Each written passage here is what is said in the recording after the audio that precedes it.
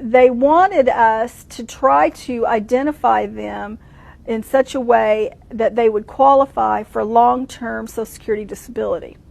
Now, what? Yeah. And long-term Social Security disability is for life. Yeah. So if they get identified and qualify for long-term Social Security disability, they are as good as set up for life for medical treatment. That doesn't sound like a refugee to me. Just being honest. Yeah. That sounds like somebody who's planning on staying here. Yeah, a refugee right. stays until the problem's over and then goes home. Well, that's right. And so they instructed us to try to identify, to try to get the client, because once they arrive here, they're now called clients. They're called clients. Yeah. Okay. Because clients pay. Sure. See? Sure. I'm starting to so, see where this is leading here. So they told us that we needed to talk to the client and ask them if they'd had any headaches, recurring headaches, or any lower back problems. Excuse me, anything that would qualify them for Social Security long-term disability. Wait. So let me get this straight. Part of the screening is supposed to be, are you sick, maimed, injured, whatever? Right. No. Okay, good, you can come in. Yeah. You get on the airplane, are you sick, maimed, injured, whatever? Yes. Good, so we can give you disability. Correct. What? Yes. This is insanity. Yes, it is insanity. But in order to get Social Security disability benefits, don't you need a Social Security number? Well, we were instructed in the meeting that one of the first things we were supposed to do was sign them up for Social Security. Yeah. Wait. This is unbelievable. So they come over here and they get a Social Security number. Right. They become legal. Correct. Are you pulling my leg? No, I'm not. And then after we processed them for a Social Security card, then we were to process them for a U.S. passport. No, you're not. Mm-hmm. Mm-hmm. So that's about the time I kind of decided, okay, I was done. I've heard everything I want to know. I was so angry about this, that they would receive a U.S. passport. It just... I just couldn't believe it. I couldn't believe that we were giving these people Social Security cards and U.S. passports and free medical, free housing, free food, free everything.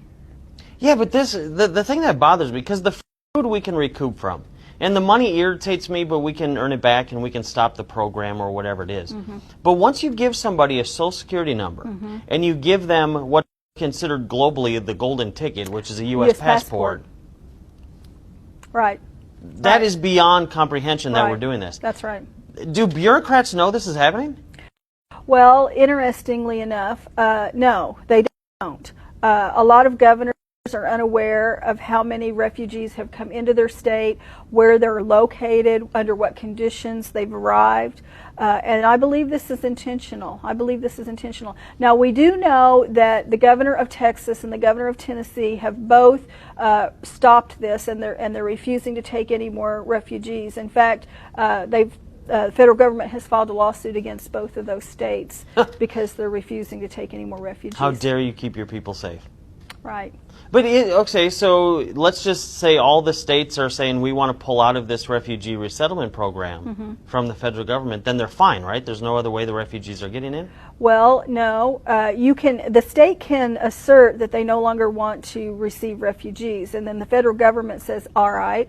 And so then they start implementing a program called the Wilson Fish program.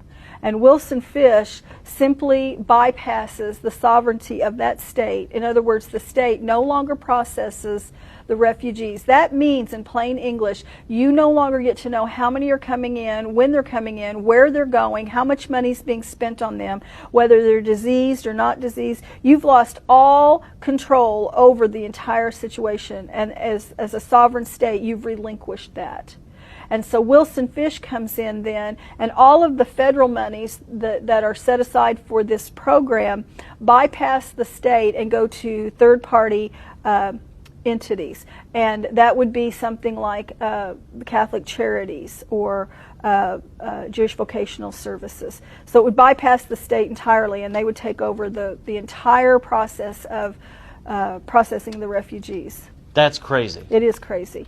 And as a U.S. citizen and as a citizen of the sovereign state of Missouri, I am not in favor of that. I think we need to maintain our sovereignty, just like we would in the United States. You know, honestly, we are first a citizen of the state of Missouri because Right. we are a sovereign state, and then we're a citizen of the United States of America. But our first sovereignty and citizenship is to our state, and a lot of people don't realize that. So in order for us to maintain the health and welfare and the security of our borders, we must know who's coming and going. Yeah, you have to. Right. You have to. And FUNU doesn't work for me. FUNU doesn't work for me either. And giving them a social security number and a passport actually makes this problem worse, not better. Correct.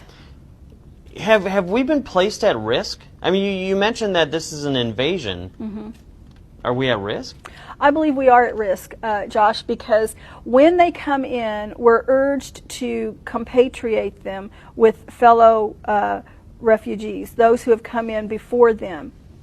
We are urged to locate other communities of refugees from the same country of origin, the same language, the same culture as those who are arriving. And so when they come in, you know, and we have had Syrians come in, and we know Syrians are on the list of those 7 countries that have been banned.